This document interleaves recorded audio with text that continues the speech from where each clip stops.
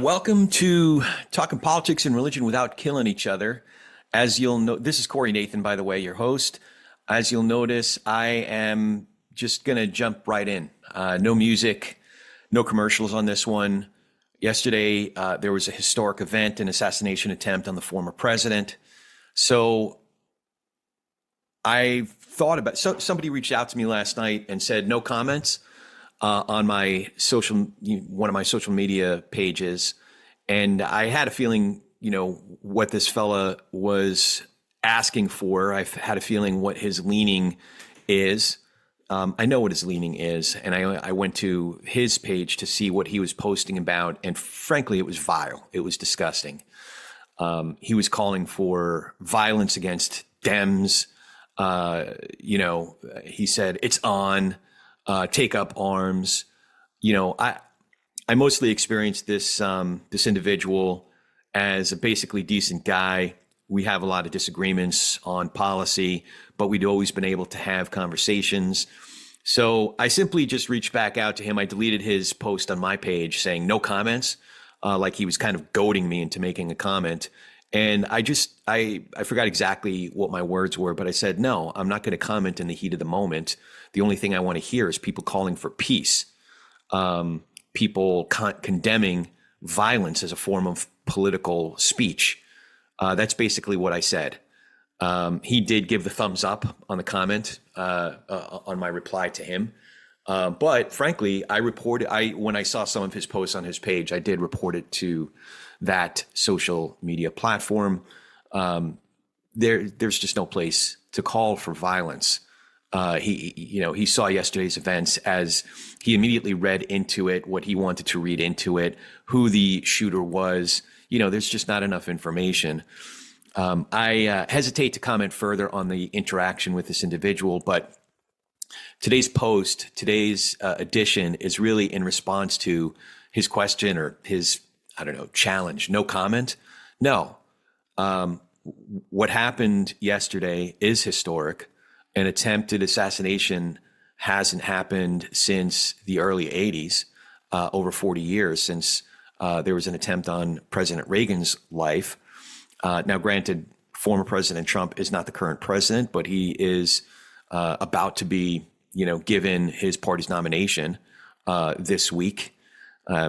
So the answer to the challenge or the question, it wasn't really a question in good faith, no comment. The answer is no, I don't have a comment. I have a lot of questions. And the question is the central one to this very program, what we've called the TP&R question. And that question is, what do you think each of us can do to be able to share space with, have better conversations with, and perhaps even nurture relationships with people across our differences? So that's people who have different backgrounds and beliefs than we do, who get their news from different sources than we do. How can we do better at talking politics and religion without killing each other? Or is it even possible?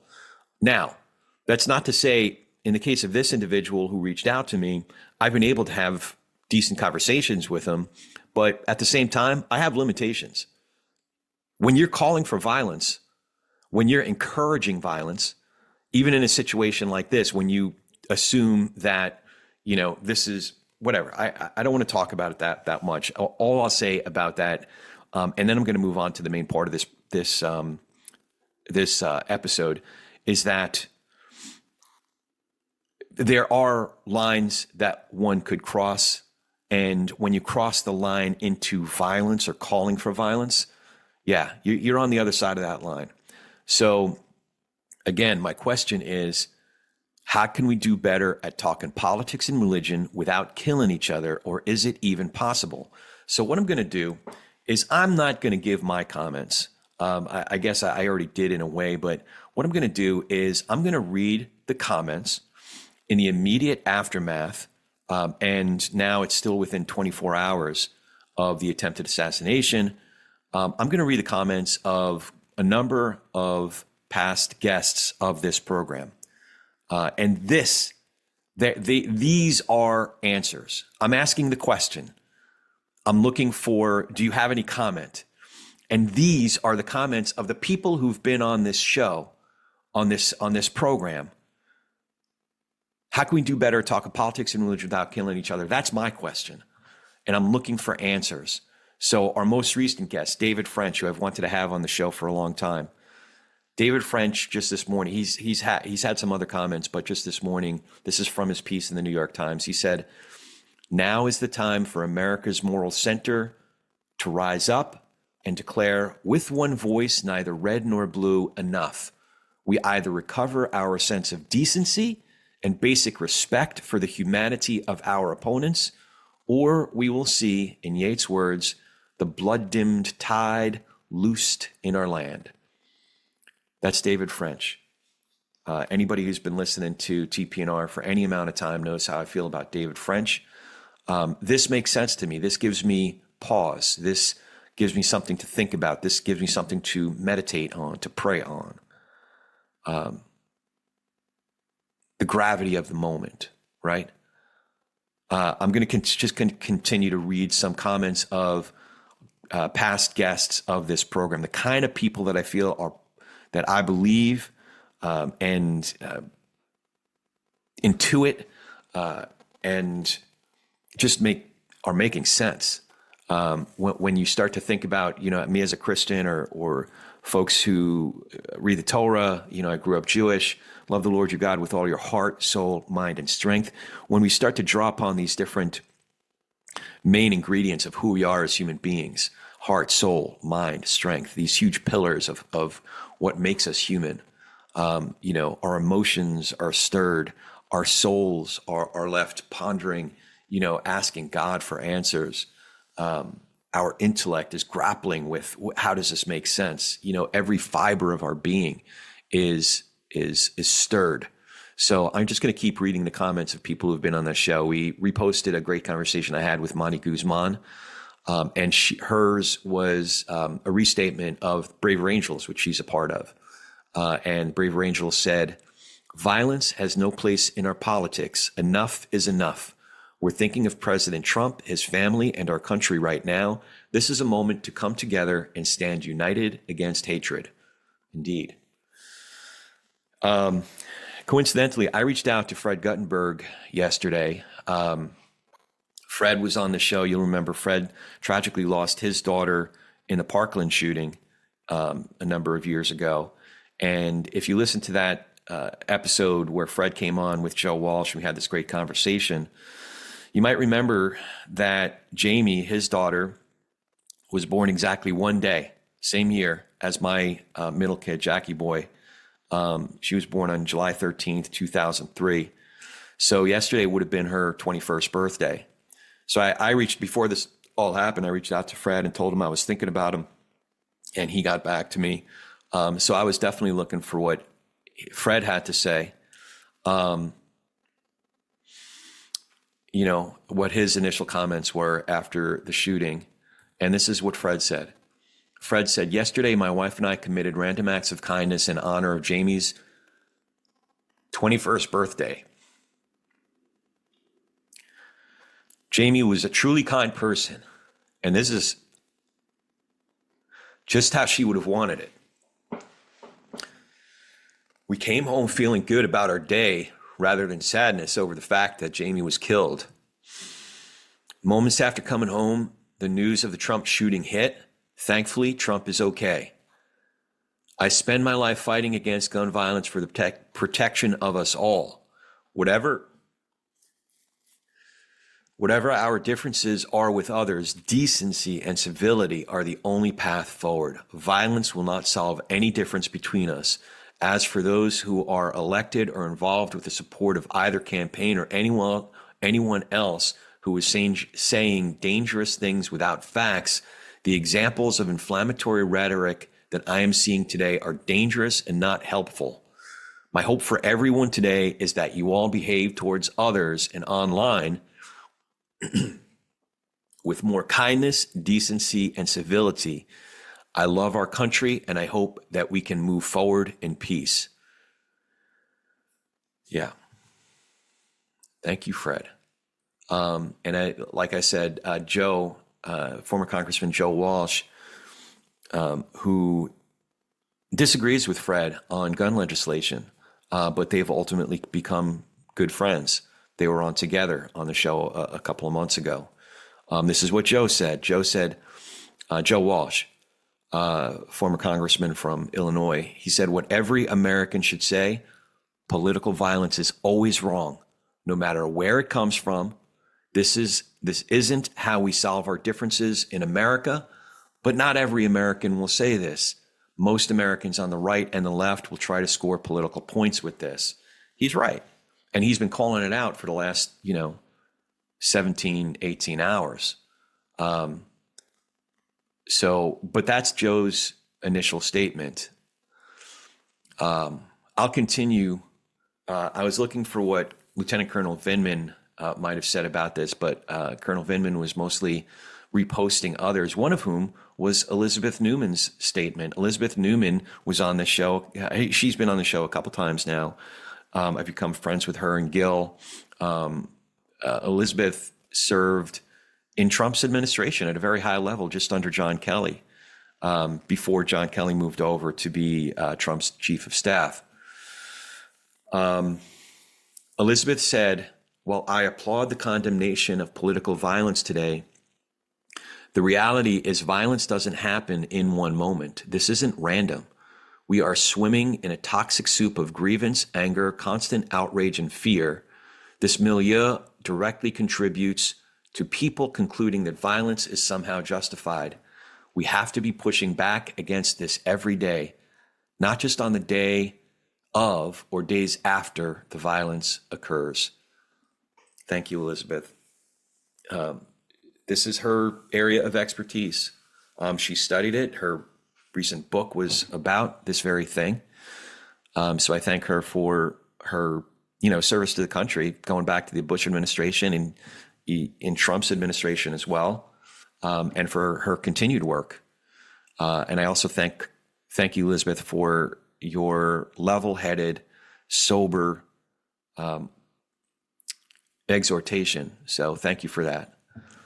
Pete Wehner, who's also become a friend. Pete Wehner served when he was a young staffer, served in the Reagan administration. He served in both Bush administrations. In Bush 43, he was at a high level writing speeches, creating the language, creating the very vocabulary for what we heard in many of George W. Bush's most important speeches. And Pete has a longer piece that came out this morning, but his initial statement was, what a horrifying, despicable act. Political violence in America is sick and never acceptable. We should all be grateful to the Secret Service for protecting Donald Trump and relieved the former president appears to be safe. Indeed.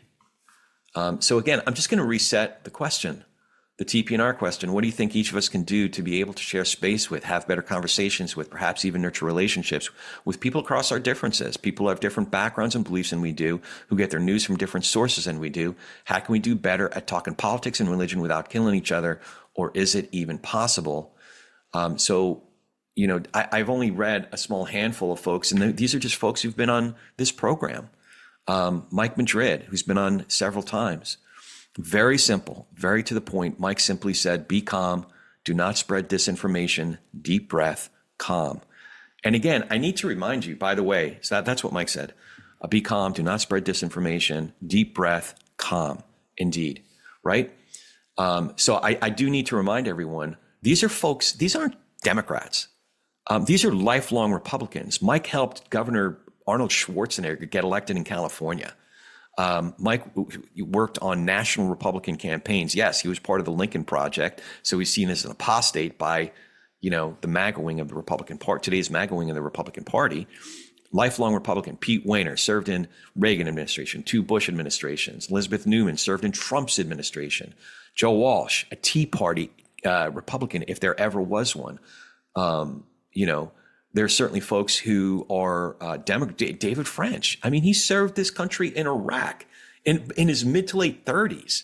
He fought more freedom of religion, freedom of speech cases than just about any other attorney at one point, certainly in the early 2000s.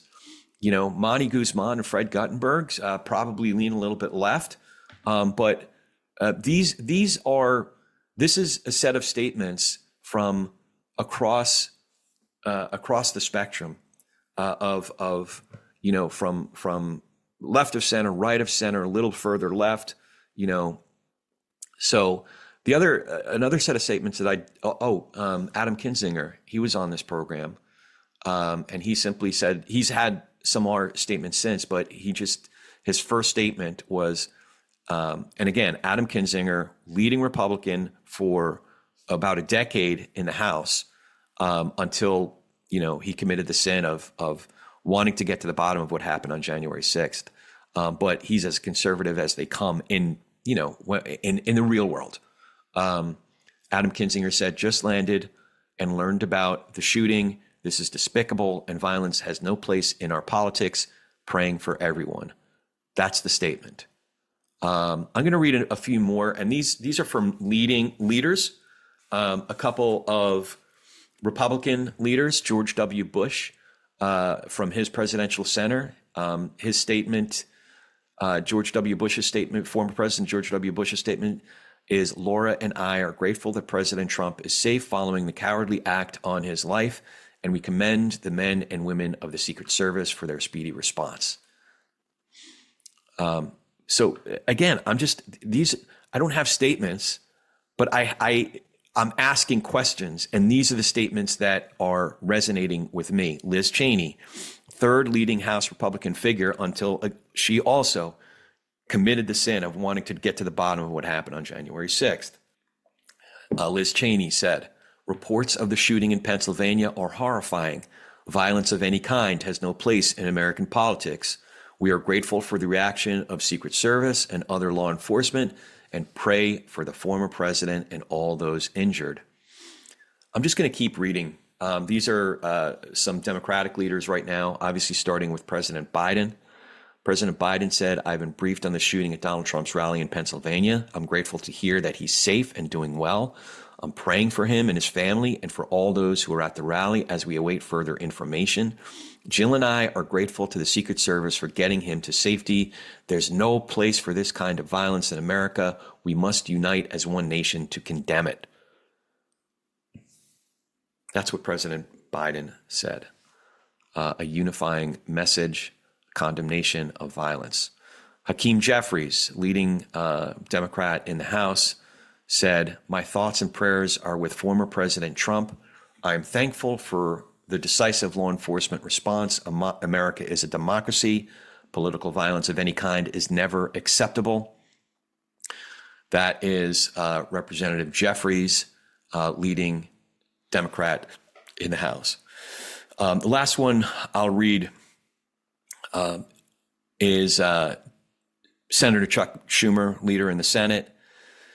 Senator Chuck Schumer said, I am horrified by what happened at the Trump rally in Pennsylvania and relieved that former President Trump is safe. Political violence has no place in our country. It's as simple as that. Those are the statements that make sense to me, that resonate, that morally are calibrated, where a basic sense of decency, kind of going back to what David French was saying. We either recover our sense of decency and basic respect for the humanity of our opponents, or we will see, in Yeats' words, the blood-dimmed tide loosed in our land. So I'm not going to do any nut picking, but I did want to see if there was a similar tone from leading figures in MAGA world, in Trump's orbit. So one of the places I looked was some of his leading candidates for VP, the VP slot.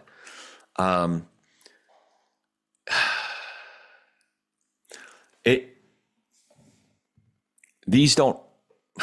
I won't comment on it. I'll just say, you can look for yourself. Look at Marco Rubio's Twitter feed. I don't understand. It leaves me with more questions. If the question is, how can we do better at talking politics and religion without killing each other? The comments don't make sense. The statements don't make sense. How can we do better at talk politics and religion without killing each other, or is it even possible? But I guess I'm making assumptions. I'm making the assumption that we all, in each human being, there's this sense of what's right and what's wrong. That we all want a sense of peacefulness, that we all want to be able to live alongside others who have differences than we do, that we all can just condemn violence. It's simple. But if you look at Marco Rubio's page, I can get past the kind of glorifying of Donald Trump and turning him into some sort of Greek god. I can sort of get past that. We're all used to it, this idol worship. But the parts where they're kind of groping for some sort of villain, for someone to blame and vilify and demonize. So Rubio spends some time demonizing the press. J.D. Vance is even more pernicious, if you want to give him the time of day. I frankly don't. But safe to say that he's demonizing basically anyone and everyone who is a Democrat, and Biden himself and the entire Biden campaign. It's somehow their fault. So the idea that you're looking for a villain, that you're looking for, there was a shooter. Okay. We still don't know. At this stage of the game, I'm sure more information will come out. Turns out he was a registered Republican. He also donated $15 to a Democratic cause or something. But we ultimately don't know. But you're so quick to say, oh, well, this is, Democrats' fault and the Biden's fault. And, or you can look at a second tier VP candidate who's been talked about, Tim Scott.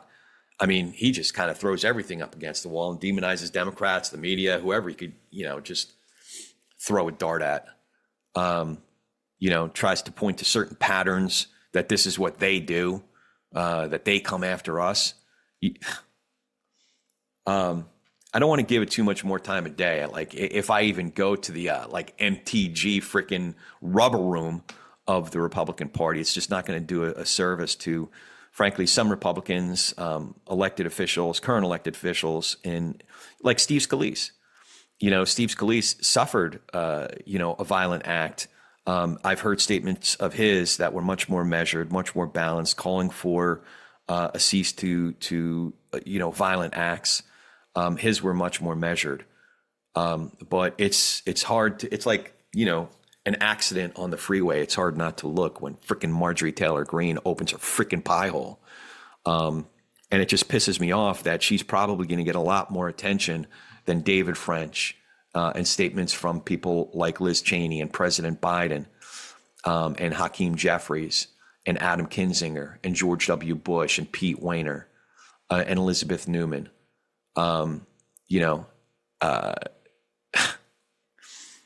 So again, my question is, how can we do better at talking politics and religion without killing each other? Or is it even possible? I'm going to try to ruminate on the kinds of statements, and the kinds of thinking, the kinds of ethic, the type of ethic that has been communicated already by David French, by Monica Guzman, on the part of Braver Angels, by Fred Guttenberg, by Joe Walsh, by Elizabeth Neumann, by Pete Wehner, by Mike Madrid, by George W. Bush, by Liz Cheney, by Adam Kinzinger, by President Biden, by Hakeem Jeffries, by Chuck Schumer. There's a wide range of people from a wide range of perspectives that are helping me make more sense of it. I'm going to do my best to ignore the likes of J.D. Vance and not give it more oxygen, and certainly let MTG have her Georgia 14, especially if she wins again. They elected her. She don't represent me, and her thoughts certainly don't represent mine. So I'm going to do my best to focus on those who are providing answers that come from a place that align with my innate sense of morality, with a human ethic. Okay. So again, I know that I have ended up commenting here and there, and just by virtue of who I'm quoting from, is a comment in itself. So, in a way, those are my comments. I'll just close. You know where to find us. I'm not gonna do the go to Patreon. Well, I guess go to Patreon. All that stuff, and find me, interact with me. But I'm telling you that if you choose to interact with me in a way that crosses the line, you're either going to be muted if you're just being silly, or you'll be reported if you start talking like this fellow that I graduated high school with that reached out to me last night. If you're talking about violence, if you cross the line, just look at the very top line of it's still on my Twitter feed. It's pinned to the top, what my rules of engagement are. So I hope that helps. Try to find edifying material. That's all I'll say. Pete Wehner has an article. David French has an article. Elizabeth Neumann stuff. Try to find ethical, edifying stuff to think well about this and contribute to more peaceful engagement, to turning down the heated rhetoric, to being able to have these conversations, to being pointed, to having a strong point of view, and not allowing the screamers and the extremists dominate the conversation and take all the oxygen out of the room. So again, I'll leave it there. And I guess I mean it now more than ever. Go talk some politics and religion with gentleness and respect. Have a good week.